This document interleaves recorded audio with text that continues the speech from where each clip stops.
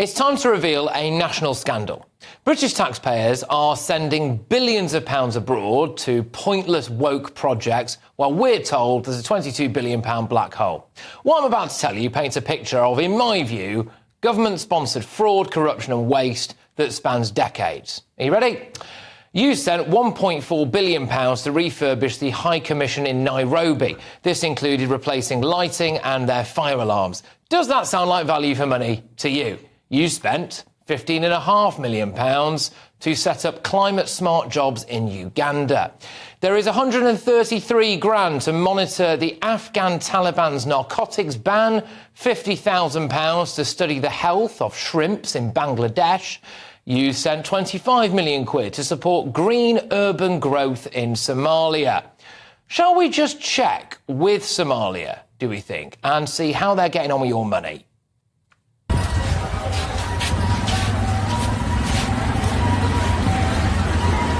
Somalia's president says the death toll has risen to at least 100 after 2 car bombs hit the capital, Mogadishu. I mean, what are they going to do with that? Fight the jihadis off by planting a few trees? Are they? It's 25 million quid's worth of your money that's just been blown up, isn't it? You sent 15 brand new electric Porsche sports cars to Albania so they could use them for their prison service. Then there's 22.5 million on green growth in Nepal.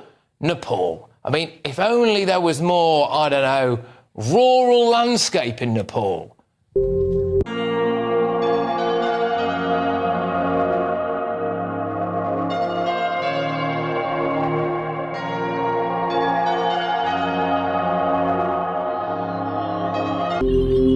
Yep, I think we can all agree that we should all pay our fair share towards green growth over there. £264,000 combating disinformation in Ethiopia. I mean, what will they discover there? Maybe there wasn't a famine. You know, maybe it was all just a big con by Oxfam, although to be fair, it wouldn't be the worst thing Oxfam has done. And then there's 8.6 million quid supporting renewable energy in Indonesia. Well, let's look a little bit closer to home now, shall we? Whilst pensioners freeze to death, people can't afford to have kids or afford to live in a squalid bedsit in Slough, we are handing over tens of millions of pounds to so-called academics to study meaningless tosh. The government spent 200 grand researching the impacts of Star Wars on the environment. 502 winter fuel payments for pensioners, that would be, roughly. 194k researching gay pig masculinities, which resulted in a film called Oink, which I am told by my producers I am not allowed to show you on account of the fact that it's far too graphic. So you spent 200 grand to not be able to see this stuff. Anyway, that's money well spent, isn't it? £407,000 researching gender-based and racialised violence in Ecuador. £311,000 so the University of Leicester can research indigenous film ecologies in India. 842 grand researching the Europe that gay porn built. Fantastic. So I present this show to you tonight, sitting on the foundations of gay porn. Remarkable, isn't it? And then there's the money that gets gobbled up by the public sector. You paid 19.5 million quid for Transport for London to move office. And then you paid 60 million quid so their staff can get into work even when the transport system is disrupted. Now, forgive me, but are they not the ones causing that disruption? We spent £1 billion for asylum accommodation and support in the northwest of England. So, again, can you imagine what places like Bolton or Blackpool or Bootle could do with 1 billion quid if we helped to regenerate their local areas? No, I mean, it goes entirely towards looking after illegals instead. And then you found, well done, you found the money to donate 73 million quid for translation services for the NHS. So people who can't be bothered to learn our language can get the taxpayer-funded healthcare that they deserve. All of that is shocking. But imagine what we don't know about. The NHS had a £10.6 billion funding boost when Labour came to power. They've said it's just been totally swallowed up. It's gone, with no real results. And how? Why? Where's it all gone? There has to be a reckoning. I mean, just look at what Elon Musk and Trump are doing with the Department for Government Efficiency over there in the States. British taxpayers should demand no more money sent abroad for things like Bangladeshi shrimp studies, no more money so some artist with blue hair and a confused sexuality can examine Europe's gay porn scene, and a complete ruthless audit of all of our public institutions. I mean, don't let this government tell you that Britain is skint and your taxes need to go up. Well, we're sending money to everyone else. Let's get the thoughts of my panel. We've got columnist Esther Krakow, political commentator Jonathan Liss, and Tory MP for Tatton Esther McVeigh. I will start with you because this isn't a Labour thing. I mean, this has been going on for a very, very long time. You know, why should taxpayers study Bangladeshi shrimps? Well, I don't think they should. But I'd also say before any country gives money away in foreign aid, I'd say, well, can you afford it? And what are the countries of the priorities of a country? And I give an example, farming at the moment. We can't afford, as I'd say, to look after our farmers in a correct way. We're taxing them by the tune of £500 million a year, and yet we've decided to give £500 million to farmers overseas. So I'd say it's not right, is it? So that isn't getting your priorities right. If you can't look after your own farmers, why do you think you can look at after those overseas? And equally, we're in debt. So if somebody was in debt, you had a friend and they said, you know what we're going to do? I'm going to give money to charity, but I can't afford it myself, I'm in debt. You'd say, crazy. Well, we're doing the same things. Of course you can't do. You've got to prioritise your But it's also obviously not going to where it said it's going. Now, I'm sorry, £1.5 billion for the High Commission in Nairobi, I think it was. I mean, that's not. Well, I don't know why it costs that much, but I do think that is a responsibility of the British government. And I do think £1.5 billion though, Esther. Yes, but that being said, I do think the British government. You remember, the British government has a responsibility to protect us within and outside of our borders.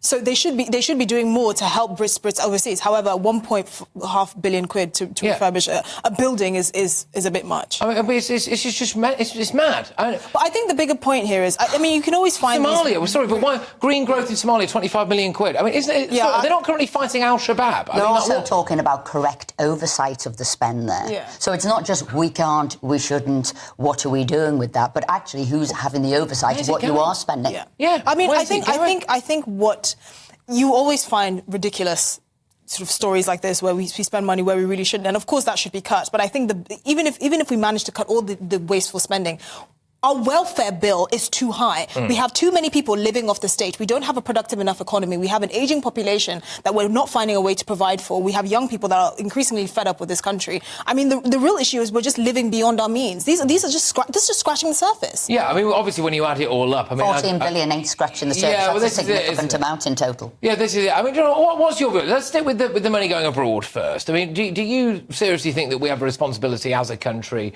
to look at things like £22.5 million for green growth in Nepal? Well, first of all, I literally can't believe that 1.5 billion figure. So I'll have to. I mean, I want to see the figure myself. But I've never. I mean, that sounds like, you know, the O2 arena costs, you know, about that much. I don't see how an embassy could ever cost that much to be refurbished. But moving on from that, I imagine it's mainly the security measures. Okay, I mean, look, see, the UK. It's important to have embassies and high commissions abroad, and it's important to make sure they're secure. And I think that also feeds into the broader point, which Donald Trump is singularly failing to address in his systemic sort of closure, or his full attempt to sort of blanket close US aid, which is that this, even by Donald Trump's stated interests and by right-wing people in this country, also people who want to project British power, even within those confines, aid is a very, very useful tool. Even if you don't care about helping the poorest, most vulnerable people in the world, and the bulk of the aid budget does go to those people, by the way, even if you don't care about that, it's useful for that phrase which you might like or hate, soft power or smart power, to project Britain's interests abroad. I mean, monitoring the Taliban's narcotics ban, has that sorted us out, has it? I think that would actually be quite a useful thing to be doing. Some of us look at aid in a different way, and I'd be saying, how do we help countries not to be requiring aid, but actually can trade and can earn more money? Those things can be true. So that's what I do, because I've never seen the International Department ever say, well, what we're going to do, we're going to make this country so self-sufficient, they won't need aid anymore. No, it's aid every year without a platform to go to. How do we trade better and enable them to look after them? So that's always been part of the policy. This is probably going to be controversial. I don't even think that's Britain's responsibility. All aid should be tied to what's in the best interest of Britain. I'm sorry, yes, it would be helpful to give aid so that you don't have like sort of outbreaks of diseases that would ultimately affect the UK. But if they're not aligned with what Britain's goals are in the world, I'm sorry, no. And it doesn't matter about, you know, curbing the influence of China or whatever. Okay, fine, but that should be in our interest. That's the bottom line. It is in our interest. Look, I think that we can be quite short. How is I think that we can be. I think that look, I'm not going to defend every single pound of spending that goes to different projects. Clearly, some of these are more useful than others. But at the same time, I think we can have quite a short-sighted approach about some of the aid that we go to, about some of the reasons why we fund things. And actually, it is in our interest for other countries to be secure and to have thriving academia and all the rest. That is the argument for it. That is the argument for it. People can disagree with that, fine, but that kind of is the argument for it. What about closer to home? When we have a look at what's going on in academia now, and, we've had £200,000 sent to a project researching gay pig masculinity, and that is apparently a term that certain people of a particular persuasion use. It's not actually about pigs, right? That resulted in a video called Oink that, just to describe it to you, involves what appears to be some kind of clay, a person's hand, and a phallus. Why are we sending £200,000 to that when we could be using that to help old people with their pensioners with their fuel pay? Patrick, it's not either or. I think that you can have. It is either. No. I'm sorry. You can have a ruthlessly utilitarian approach to life in general, where you kind of think, is this serving the greater good? Is this helping a lot of people? Or we could say, look, I think the question that you're asking me is actually, should the UK government support the arts? Should it support the humanities? Should it support the humanities? Should it support niche? Nobody can support. No.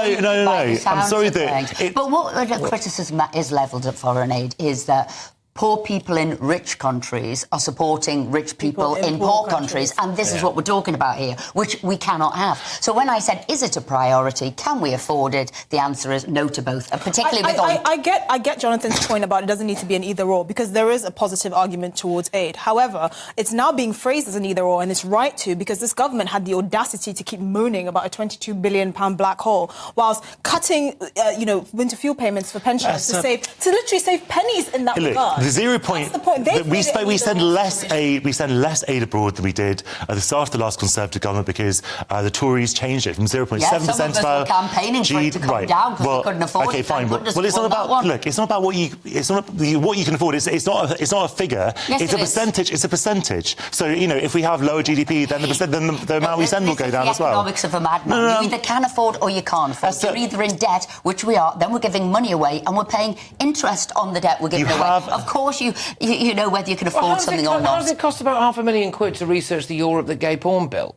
Well, look, again. They also just say did gay. Is that just a weekend in Berlin? Because that's a shock. I don't know. But what is that? Sounds like. Where do they get these figures from? Random academics come up with, can I have £500,000 to research random stuff? Yes, that's exactly how academia works. Not everything has to be measured in how useful it is to our individualised life. The full breadth. Look, Patrick, the full breadth of human knowledge and interests it's important for not only for the benefit of humanity, but also for the richness of the nation. Otherwise, we say that certain subjects should never be studied. It's legitimate to study ancient Greek, for example. Even it's not useful for us. Meanwhile, we have people... I mean, another big one for this, but we talk about this quite a lot, is about the fact there's like £1 billion, isn't it, I think, that's going on asylum and support services in the Northwest. Now, you've got a lot of very deprived areas in the Northwest, OK? I rattled off a couple of them. There's no disrespect to people of Blackpool, for example. He's gone on holiday to Blackpool.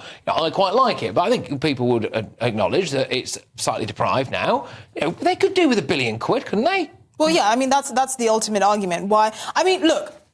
the reason why this has become an either-or is because if you're going to whinge about a £22 billion black hole, really, we shouldn't be sending money anywhere else. That's not essential to our national security interests and the interests of Britain. So this idea that, we can spend this money to research gay porn in Europe to further the interests of academia, that's great, but we shouldn't have to pay for it. It's pennies, Esther. No, but it's not about it being pennies. Those pennies can be spent in Boston. I think we can be doing both. I don't think that we have to choose between. It's not a zero-sum game. Big black hole in our budget. The national budget is not like a household. You need an audit, Esther. It is like a household. It's not like a household. It's not like... Well, she was wrong. She was wrong. I did say there was no oversight here of what's going on. And I do think people would say it is grotesque to see that this money is going abroad when people in the UK need the money. And there is that saying, charity begins at home, and it does, particularly in times of hardship. So whenever people on the left support increasing spending on deprived communities, a lot of the people on the right always shout it down and say that people should be self-reliant and not depending on redistribution of funds and